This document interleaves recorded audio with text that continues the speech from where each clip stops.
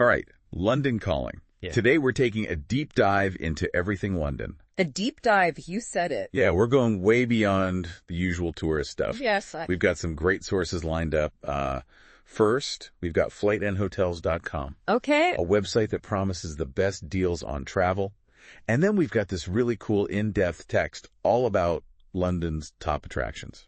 Sounds like fun. So if you're even thinking about visiting London Yeah. or just want to know what makes it tick, Mm-hmm. then this one's for you. Definitely. So, looking at FlightNHotels.com, it's interesting because you can use it to book a London trip, obviously, but Yeah. you can also think bigger, Right. They talk about global reach, so maybe London's like a starting point. Ooh, I like that. Yeah, a layover, part of a bigger trip, Yep. or even the grand finale, who knows? I love that idea, planning the whole trip around this one awesome city. Exactly. But let's back up a second, talk about FlightNHotels.com itself. They've got this tagline, Wings of Happiness. I'm not sure how I feel about that. It's kind of cheesy, maybe. Yeah, it's definitely going for that feel-good vibe. Yeah. Might not be for everyone, I get that. But what really jumps out at me is they highlight special offers and taxi bookings right there on the site. Well, that's smart. Yeah, that's got to be a lifesaver for people traveling on a budget, especially in a pricey city like London. True. Those little costs can add up so fast. Okay, let's shift gears a bit and dive into this text about London itself. It really emphasizes how London blends, the old and the new. Oh, absolutely. And they make that point perfectly clear by comparing the Tower of London, over 1,000 years old, Wow. with the Shard, this super modern skyscraper. Yeah, I see what you mean. It's like they're saying, hey, in London, you can experience history and cutting-edge architecture all at once. Exactly. That's what makes cities so cool. Layers upon layers of time. So let's get to the good stuff. The top tourist spots this text recommends. They've got a list of 10. 10, wow. And we're not just going to list them off. We're going to really dig into what makes each one so special. Okay, let's do it. First up, the British Museum. The thing that immediately grabbed me was free entry. Right, that's huge, especially when you think about how massive their collection is. It's not just a quick pop-in. You could spend days there. We're talking ancient Egyptian stuff, Greek sculptures, a whole world of history and culture under one roof. That's incredible. Yeah. Okay, next we've got Buckingham Palace. Now, who does want to see where the royals hang out? Right. This text talks about the changing of the guard, which sounds like a real spectacle. But they also point out you can only go inside the staterooms for a limited time during the summer. Yeah, I think that raises an interesting question for anyone planning a trip. What's that? Are you more of an observer, happy to see things from afar, or do you want those exclusive behind-the-scenes experiences? Because Buckingham Palace offers both.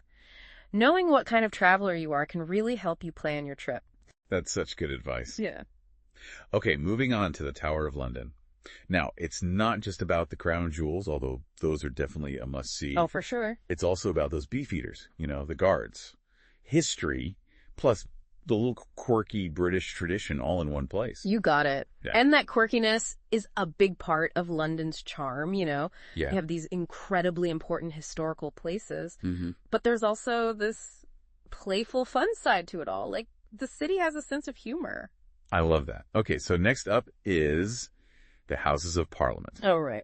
I think what makes this place so fascinating is that it's tied to what's happening in the world right now. Like, imagine standing there knowing that big decisions are being made inside. Right. It makes history feel so much more immediate. Totally. Like, it's not just something you read in a textbook. It's unfolding right before your eyes. And of course, you can't talk about the Houses of Parliament without mentioning Big Ben. Of course not. Even though its official name is now the Elizabeth Tower, it's still such an iconic symbol of London. Absolutely. Then we have the London Eye, which is basically a giant Ferris wheel. Oh, yeah. With amazing views. The text points out how you can see landmarks like St. Paul's Cathedral, the Shard, Tower Bridge, all from up there. The perfect way to get your bearings and appreciate just how big London really is. Yeah, I agree. Okay, up next we have 2 art museums, the Tate Modern and the Tate Britain. Do you think it's worth seeing both, or should people just pick one based on, what kind of art they're into? Tough question. I'd say it depends on how much time you have Yeah, good point. and what you're really interested in. Yeah, If you're all about modern art, stick to the Tate Modern. makes sense. But if you want to see how British art has developed over the centuries, then Tate Britain is the place to be. Great advice. Now, let's talk about Covent Garden. The text describes it as like super vibrant with street performers, shops, restaurants. But here's the real question. Is it a charming surprise or just a total tourist trap? You know, it's probably a little bit of both, to be honest. Yeah, I was thinking the same thing. There's no denying that Covent Garden is buzzing with energy. Yeah. But you gotta be prepared for crowds and higher prices. Right, expectations are key. Exactly. You can't expect a quiet, peaceful experience there. Definitely not. All right, next we have Hyde Park, which feels like a total contrast to all that hustle and bustle. You can relax, enjoy some green space, maybe have a moment of reflection at the Diana Memorial Fountain. Exactly. And that's what's so great about London. You can go from a crazy market to a peaceful park in just minutes. Absolutely. It really caters to every mood. It does. Speaking of catering to different interests, we can't forget the Natural History Museum. I mean, who doesn't love dinosaurs? Oh, come on. Dinosaurs are amazing. But honestly, this museum is so much more than that. It's a chance to explore the whole natural world, from prehistoric creatures to today's ecosystems. Right. There's something for everyone there. Exactly. And last but not least, we've got the West End Theater District. World-class theater, but the text makes a point of saying, book your tickets in advance. Oh, good advice. Shows sell out fast. Definitely. I wonder what's hot right now. We should check that out. Yeah, and maybe give our listeners a recommendation. I mean, what's a trip to London without seeing a show? Totally agree. But before we go planning your whole night out, let's talk about the best time to visit London. This text lays out some options, but maybe we can tailor the suggestions to, our listener. Love that idea. Okay, so let's say you thrive on energy, don't mind crowds. Summer might be the perfect time. Busy, yes, but also incredibly alive. Now, if you're more the type who likes to take it slow, see everything in detail, avoid the huge crowds, maybe spring or autumn is more your style. The weather's still nice then, but things are calmer. For sure. And for those who love a little magic and don't mind the cold, winter in London could be truly special. Oh, I can imagine. Just picture the city all lit up for the holidays. Magical. Yeah. Each season has its own charm. Absolutely. Understanding your travel style can make all the difference in having a truly enjoyable trip. We'll be back in a moment to continue our deep dive into London, including how the FlightNHotels.com website can help you plan every step of the way. Welcome back to our London deep dive. We've only just scratched the surface of what this incredible city has to offer. Yeah, we've barely opened the door to this treasure trove of experiences. Exactly. There's so much more to explore. So let's circle back to FlightNHotels.com for a minute. Okay. We talked about its potential for planning a bigger trip. But how about the actual booking process? Right, the nitty-gritty. Yeah. They offer flight and hotel bookings, which seems pretty standard, but what really stood out to me was their focus on price comparison. Oh, for sure. That's a game changer. Right. Right. Especially for budget travelers or anyone who wants to get the best value for their money. Absolutely. FlightOnHotels.com seems like it's really geared towards travelers who are both savvy and budget conscious. Yeah, totally. And remember those special offers and taxi bookings they mentioned? Oh, yeah, that's smart. That adds another layer of convenience and potential savings. You're not just booking a flight and hotel. You're getting a head start on the entire trip's logistics. Exactly. It's like having a personalized travel toolkit right there on your screen. Okay.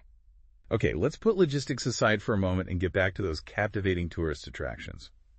We've touched on each one, but I'm curious. What about them? What if we each picked one attraction that really stood out to us and explained why? Ooh, I like that idea.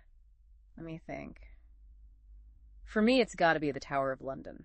The Tower of London. Interesting. It's not just the history, although that's definitely a huge part of it. It's the layers upon layers of stories that are held within those walls. I see what you mean. Royalty, intrigue, imprisonment, executions, and then you have the beefeaters with their colorful uniforms and traditions. It's like a microcosm of London itself, a blend of the serious and the whimsical. You're so right. The Tower of London is like stepping into a living history book. For me, it's Hyde Park. Hyde Park, really? Yeah, maybe it's because it offers such a contrast to the city's energy, that sense of peace amidst all the hustle and bustle. I can picture myself wandering through the park, taking in the fresh air, finding a quiet moment at the Diana Memorial Fountain. That sounds lovely. It just sounds so peaceful and rejuvenating. I totally get that. It speaks to that diverse tapestry of experiences that London offers.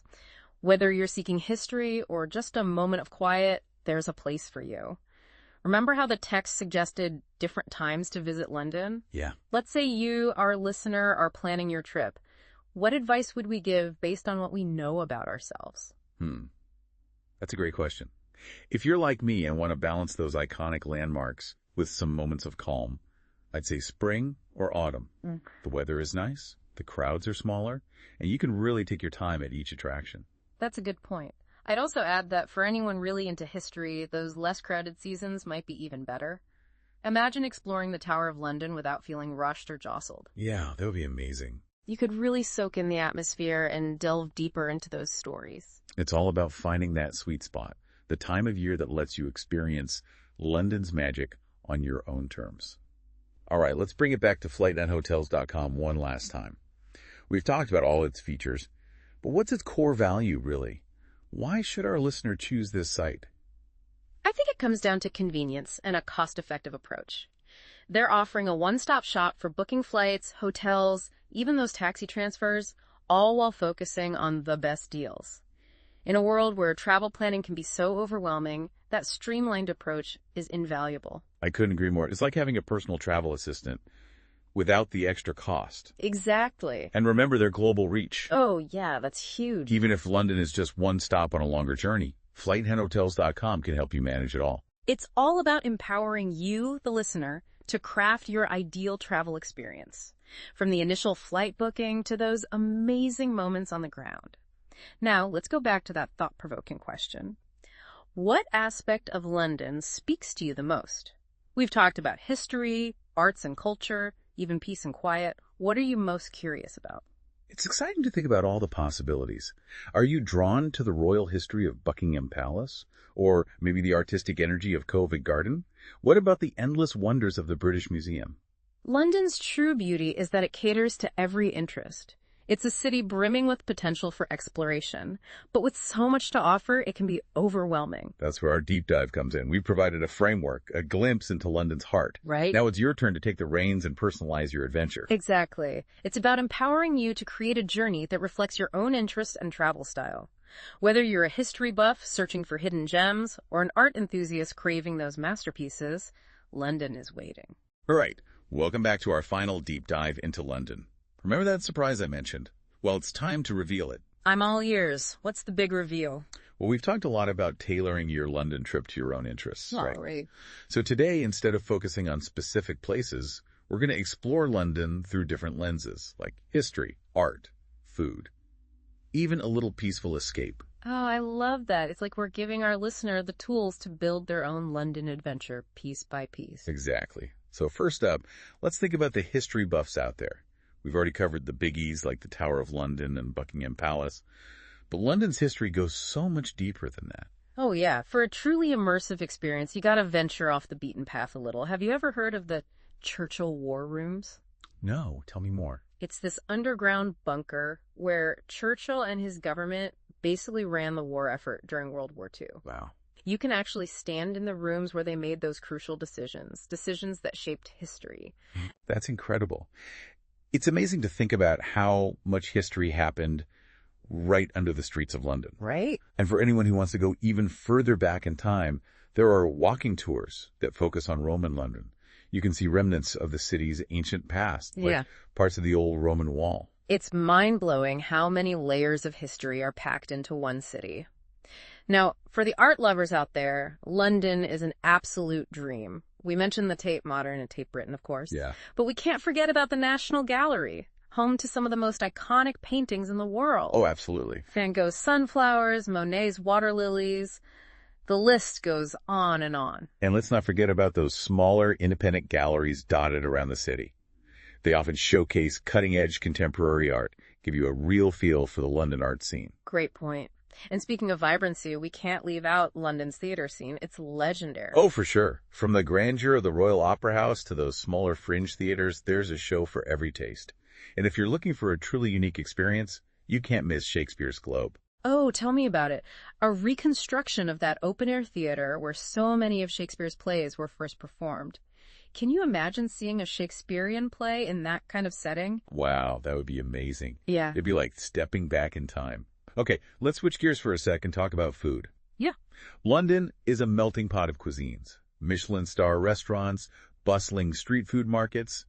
You name it, they've got it. I'm getting hungry just thinking about it. Me too.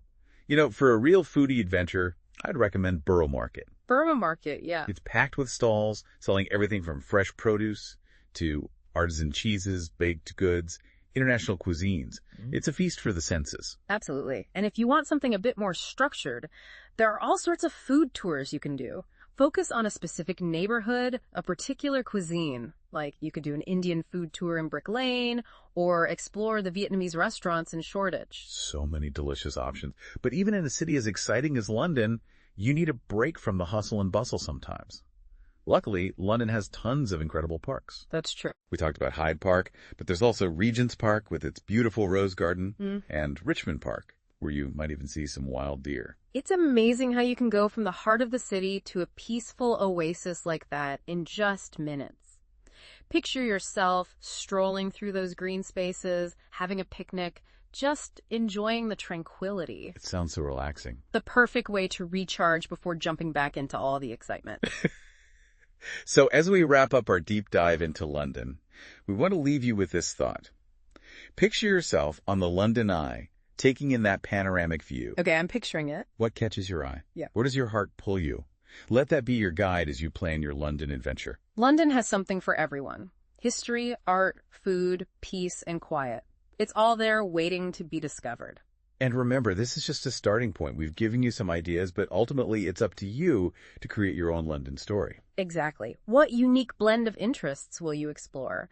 What hidden gems will you uncover? That's the beauty of travel. It's a personal journey of discovery. Thanks for joining us on this London adventure. Until next time, happy travels.